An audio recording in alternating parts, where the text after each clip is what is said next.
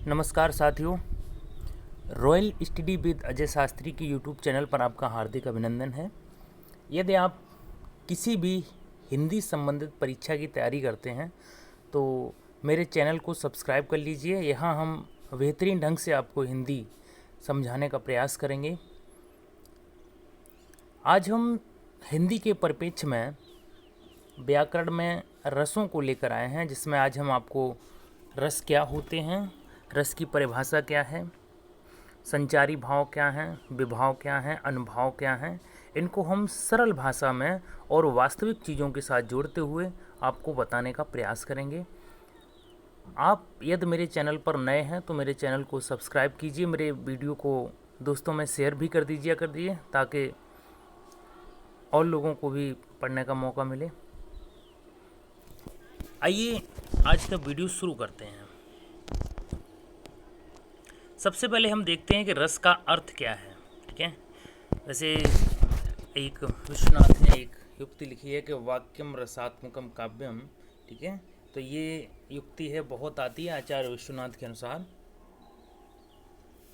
वाक्यम रसात्मकम काव्यम। ठीक है, अर्थात जो निचोड़ होता है काव्य का वो रस कहलाता है। ये तो विश्वनाथ की युक्ति थी। अब आप हमारी अजय कुमार की परिभाषा सुन लीजिए कि रसों की परिभाषा क्या है।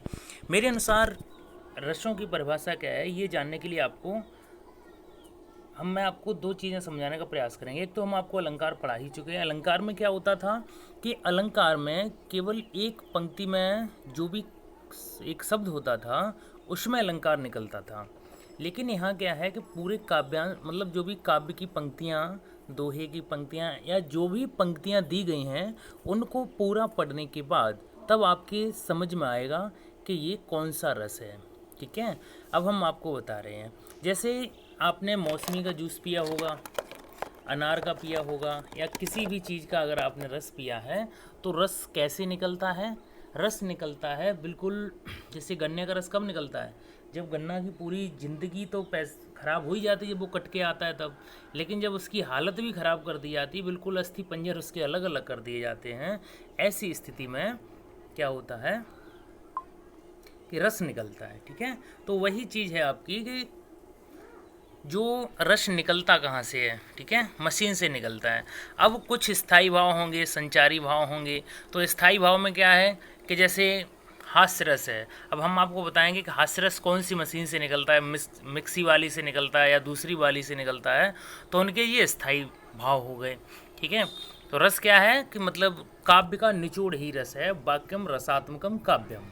अब हम बात करते हैं पूरी हिस्ट्री जो है रस की वो क्या है। अच्छे से समझने का प्रयास करें, केवल किताबी ज्ञान पर निर्भर न रहें। रस का शाब्दिक अर्थ होता है दूसरों के हृदय की अनुभूति का अनुभव करना। दूसरे के हृदय में जो अनुभूति हुई है या सुखद आनंद की या दुखद आनंद की जो भी अनुभूति हुई है उसे महसूस करना ही, अनुभव करना ही रस है। रस शब्द का सर्वप्रथम उल्लेख तैत्तिरीय उपनिषद में मिला था, लेकिन तैत्तिरीय उपनिषद में रस शब्द का प्रयोग स्वाद के लिए किया गया था। ठीक है, रस का मतलब स्वाद होता भी है। अभी मेरे पड़ोस में एक वाकया है, एक बच्ची रो रही थी छोटी सी, तो उसकी मम्मी ने कहा कि खाना खा लो बेटा, सब्जी कम थी तो उसने रस रख दिया, मतलब सब्जी का जो रस होता है वो रख दिया। तो बच्ची रो के कह रही थी हम रस से नहीं खाएंगे, हम जूस से खाएंगे। मतलब रस और जूस बात तो एक ही, लेकिन उसे समझ में नहीं आ रहा था। ठीक है, छोटी बच्ची थी। तो रस शब्द का सर्वप्रथम उल्लेख कहाँ है? तैत्तिरीय उपनिषद में हुआ है। लेकिन तैत्तिरीय उपनिषद में क्या था कि रस शब्द का प्रयोग स्वाद के अर्थ में हुआ था। ठीक है, अगर प्रश्न पूछा जाए कि रस शब्द का सर्वप्रथम उल्लेख कहाँ मिलता है तो तैत्तिरीय उपनिषद में मिलता है। लेकिन वहाँ पर रस का वास्तविक अर्थ क्या था? वहाँ पर रस का मतलब था स्वाद से। सर्वप्रथम रस शब्द पर परिचर्चा किसने की थी? भरत मुनि ने की थी, ईसा की पहली शताब्दी में। उनका ख्यात प्रसिद्ध एक नाटक है नाट्यशास्त्र, भरत मुनि ने जो लिखा है उन्हीं में सबसे पहले रसों का वर्णन मिलता है। यहीं से स्टार्टिंग आपके रस होते हैं। तो नाट्यशास्त्र लिखने से पहले आचार्य भरत मुनि का गहन अध्ययन किया और इस निष्कर्ष पर पहुँचे कि वेदों में सामवेद ऐसा वेद है जिसमें कलाएँ तो हैं लेकिन रस नहीं है। ठीक है, जितने भी रस हैं अपने वो वेद हैं, 4 वेद हैं, जैसे ऋग्वेद, सामवेद, अथर्ववेद, यजुर्वेद। तो उनमें सामवेद जो था, ठीक है, सामवेद था तो संगीतमयी, लेकिन इसमें कलाएं तो सभी थीं, लेकिन रस नहीं था। अतः उन्होंने सामवेद को अधूरा ग्रंथ माना। और उनके साथ ही एक भाग के रूप में नाट्य शास्त्र की, जिसमें सामवेद को एक भाग के रूप में, ठीक है, नाट्य शास्त्र को एक वेद का भाग माना, अर्थात इन्होंने नाट्य शास्त्र को पंचम वेद भी कहा। ठीक है, हाँ, ये प्रश्न पूछा जाता है पंचम वेद किसे कहा जाता है, तो भरत मुनि के नाट्य शास्त्र को। चूँकि आचार्य भरत मुनि ने नाट्य शास्त्र की रचना नाटकों के मतलब जहन में रखते हुए की थी, और नाटकों में शांत रस का भाव नहीं होता है। ठीक है, नाटकों में कितने रस आपको मिलेंगे? 8 रस। अब देखो भाई, सिंपल सा उदाहरण समझो आप। यदि आप कोई नाटक देखते हैं, ठीक है, तो नाटक में क्या होता है, जो पात्र होते हैं वो आपको हंसाते हैं, रुलाते हैं, झगड़ा करते हैं, कहीं पे दुख होता है तो रोते भी हैं, कहीं पे कोई विभत्स हादसा हो जाता है तो दुख भी प्रकट करते हैं। ठीक है, वीरता भी होती है उसमें, हंसाते भी हैं, प्रेम भी होता है, बिछड़न भी होता है, ये सारी चीज़ें आप देखते हैं। यदि आप नाटक देखने जाते हैं थिएटर में, ठीक है, और लाइट चली जाए, और लाइट जाने के बाद आप कितनी देर तक बैठे रहेंगे? आप 2-4 मिनट, 5 मिनट का वेट करेंगे, उसके बाद आप थिएटर से बाहर आ जाएंगे। ठीक है, नाटक देख नहीं पाएंगे।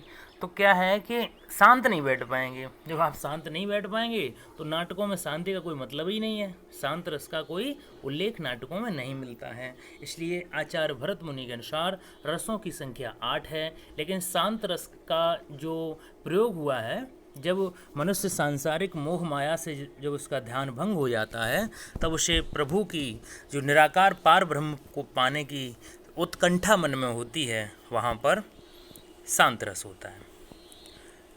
शांत रस को रसों की श्रेणी से बाहर रख दिया है। 8 रसों को मान्यता प्रदान की गई है, लेकिन आचार्य भरत मुनि के अनुसार ही 8 रस हैं। 9वें रूप में शांत रस की प्रस्थापना की गई है, और इसका स्थायी भाव निर्वेद है। निर्वेद का मतलब है राम या निराकार पार ब्रह्म को मान सकते हैं। निर्वेद का सामान्य अर्थ होता है सांसारिक मोह माया के बंधनों से मुक्ति। ठीक है, क्योंकि जब कोई हमारे यहाँ कोई दुर्घटना हो जाती है, कोई ख़त्म हो जाता है, तो हम लोग राम नाम कह के जाते हैं। ठीक है, तो क्या है कि परमात्मा को ही एक वो माना गया है। इसी कड़ी में आचार्य विश्वनाथ ने 10वें रस के रूप में वात्सल रस की प्रस्थापना की। ठीक है, जो आचार्य विश्वनाथ जी आए, जिन्होंने वाक्यम रसात्मकम काव्यम कहा, उन्होंने एक 10वां रस और बताया। ठीक है, मैं आपको रसों का इतिहास पढ़ा रहा हूँ, वीडियो बड़ा हो सकता है, लेकिन आप आराम से मेरी बातों को समझने का प्रयास कीजिए। तो वात्सल रस का स्थायी भाव क्या होता है? वत्सलता। और वत्सलता होता क्या है? अपने से छोटे के प्रति प्रेम, स्नेह। ठीक है, आपने देखा होगा कि लोग कितने भी क्रोधी स्वभाव के क्यों न हो समाज में, लेकिन वो छोटे बच्चों को बहुत स्नेह करते हैं। ठीक है, दादा बाबा हैं, अपनी बहू बेटा से नहीं बोलेंगे, लेकिन छोटे बच्चों से बहुत प्यार करेंगे। ठीक है, तो यही स्नेह क्या है? वात्सलता कहलाता है। स्नेह शब्द का सर्वप्रथम प्रयोग आचार्य विश्वनाथ ने ही किया था। इस कड़ी में आचार्य रूप गोस्वामी ने भी 11वें रूप में भक्त रस की स्थापना कर दी। ठीक है, 11वें रस में क्या है? भक्ति रस। तो भक्ति रस की स्थापना कर दी किसने? रूप गोस्वामी ने। इसका स्थायी भाव श्रद्धा। ठीक है, स्थायी भाव क्या माना? श्रद्धा, यानी भगवान के प्रति श्रद्धा दिखाना, छोटों का बड़ों के प्रति आदर भाव। अतः रसों की कुल संख्या 11 हो गई, लेकिन विद्वानों ने केवल 9 रसों को ही माना है। वात्सल्य व भक्ति रस को श्रृंगार रस का ही भेद मान लिया गया है। अतः रसों की कुल संख्या 9 ही मानी जाती है, और 9 ही स्थायी भाव भी हैं। ठीक है, आचार्य भरत मुनि ने अपने ग्रंथ नाट्य शास्त्र में एक रस सूत्र दिया कि विभावानुभाव व्यभिचारी संयोगा रसम निष्पतः, अर्थात विभाव, अनुभाव तथा व्यभिचारी भाव के संयोग रस की निष्पत्ति होती है।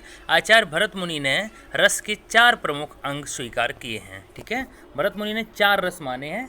इनमें से क्या है कि पहला है आपका विभाव। ठीक है, आज हम आपको विभाव, अनुभाव, व्यभिचारी और संचारी भाव इस तरीके से समझाएंगे कि आप कभी जीवन में इनको भूलेंगे नहीं। ठीक है, ये बहुत इम्पोर्टेंट है, यहीं से प्रश्न कंपटीशन में ज़्यादा पूछे जाते हैं। तो सबसे पहले हम विभाव, अनुभाव, व्यभिचारी भाव को संचारी भाव भी कहा जाता है, और स्थायी भाव। स्थायी भाव रस की आत्मा होते हैं, ये रस निकालने की मशीन होते हैं, कौन सी मशीन से कौन सा रस निकलेगा। लेकिन आचार्य भरत मुनि ने अपने रस सूत्र में स्थायी भाव का उल्लेख नहीं किया है, क्योंकि संयोग शब्द में ही स्थायी भाव समाहित है। ठीक है, अब बात करते हैं विभाव क्या है।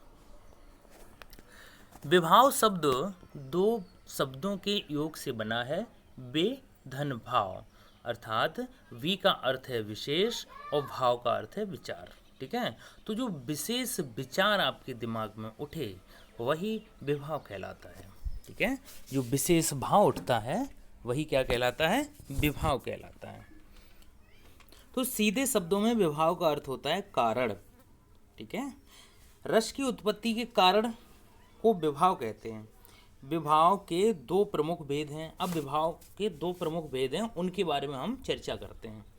तो एक होता है आलंब विभाव। आलंबन में क्या होता है कि आलंबन भाव की वस्तु है, रस की उत्पत्ति के भाव के आधार को आलंबन विभाव कहा जाता है। अर्थात ये मतलब भाव निकला कैसे, ठीक है, वह स्थिति जानने के लिए। जैसे आलंब विभाव के दो प्रमुख भेद भी बताए हैं, एक आश्रयालंब और एक होता है विषयालंब। आश्रयालंब मतलब होता है कि प्रेक्षक, और विषयालंब मतलब होता है आश्रित। तो आश्रयालंब आश्रय प्रेक्षक की बात करते हैं, जो देखता है अथवा रस को महसूस करता है, आश्रय या प्रेक्षक कहलाता है। जो देखता है या रस को महसूस करता है मतलब कर्ता, जो करने वाला होता है। जैसे सांप को देखकर राम डर गया। ठीक है, सांप को देखकर राम डर गया, तो उपयुक्त वाक्य में राम आश्रय है, क्योंकि वही सांप को देखकर डरा है। ठीक है, तो आश्रयलंब आप समझ सकते हैं क्या है, कर्ता, जो दूसरी चीज़ों को देखकर रस का अनुभव करता है, रस को महसूस करता है, वह कर्ता होता है, और वही आश्रय आलंब होता है। अब बात करते हैं विषयालंब विषय आश्रित की। जिसे देखकर रस उत्पन्न होता है उसे विषयालंब कहते हैं। ठीक है, जिसे देखकर रस उत्पन्न होता है उसे विषयालंब विषय कहते हैं। जैसे सांप को देखकर राम डर गया।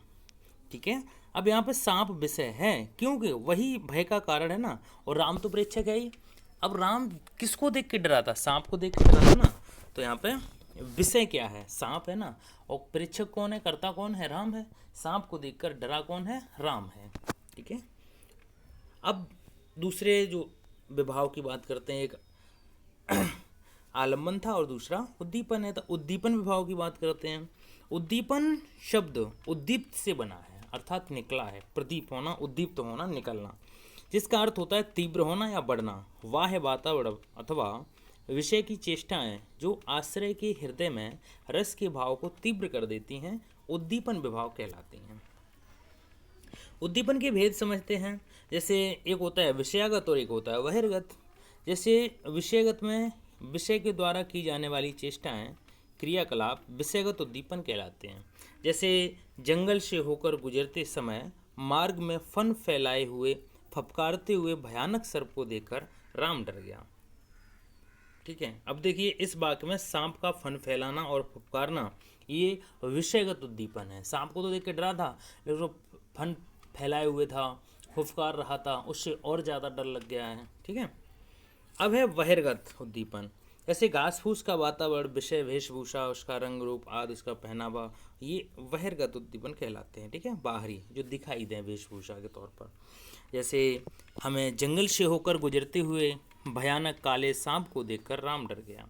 अब वाक्य में घना जंगल है तथा विषय क्या है, सांप का काला व भयानक दिखना, बहिर्गत उद्दीपन है। ठीक है, अब बात करते हैं अनुभाव की। अभी विभाव खत्म हुए हैं, अब अनुभाव के बारे में चर्चा करते हैं। आपके अनुभव चार प्रकार के होते हैं। एक कायक अनुभव जो काया से होता है, शरीर से होता है। एक वाचिक होता है जो वाणी से होता है, बोलते हैं। एक होता है आहार यानी शरीर से, आंतरिक अंतर्नोद। एक होता है सात्विक अनुभव जो मानसिक अपनी क्रिया से पहचाना जाता है। वीडियो बड़ा हो सकता है लेकिन पूरा वीडियो देखने का प्रयास करें। कायक अनुभव में क्या होता है कि काया जिसका अर्थ होता है शरीर, अर्थात विषय को देखकर जैसे मतलब किसी चीज़ को देखकर शरीर कांपने लगे, सीधा सा है कायक अनुभव है। कोई चीज़ देखी, ठीक है, और काया मतलब शरीर पर इफेक्ट पड़ा उसका, तो वो कायक अनुभव हो गया। जैसे सिंह की दहाड़ सुनकर मोहन भागने लगा। ठीक है, अब यहाँ भागा किससे? पैरों से, ठीक है। भागना क्या है? पैरों से भागा ना, और पैर क्या है? शरीर है। शरीर क्या है? काया है। तो ये काया का अनुभव हो गया। पूरे वाक्यांश में क्या है? मोहन के भागने पर जोर दिया गया है। अब वाचिक अनुभव क्या है कि वाचिक शब्द का मतलब ही है बोलना। तो किसी चीज़ को देखकर यदि जो परीक्षक होता है वो बोलने लगे, चिल्लाने लगे, ठीक है। उदाहरण देखते हैं कि सांप को देखकर वो चिल्लाने लगा, तो यहाँ चिल्लाना क्या है? वाचिक है। वाचिक का मतलब ये तो बोलना। तो सांप को देखकर वो बोलने लगा है, या किसी को देखकर कोई बोलने लगे। अब देखते हैं आहार अनुभव, तीसरे नंबर का। आहार का मतलब होता है वेशभूषा, ठीक है। अब देखो बड़ा सा एग्जाम्पल होगा इसमें, जैसे किसी वेशभूषा बदल जाए, हाव भाव चेंज हो जाए, तो वो आहार हो गया, ठीक है।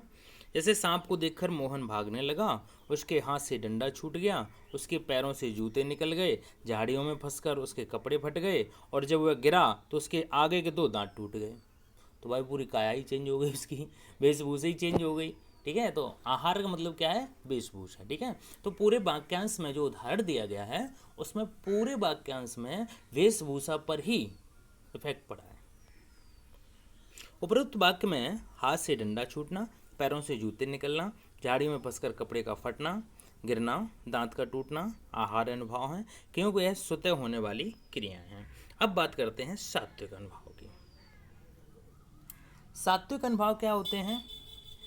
आश्रय के अंदर उत्पन्न होने वाले ऐसे विचार या भाव जिससे यह महसूस होता है कि हृदय में कि हो क्या रहा है, ठीक है।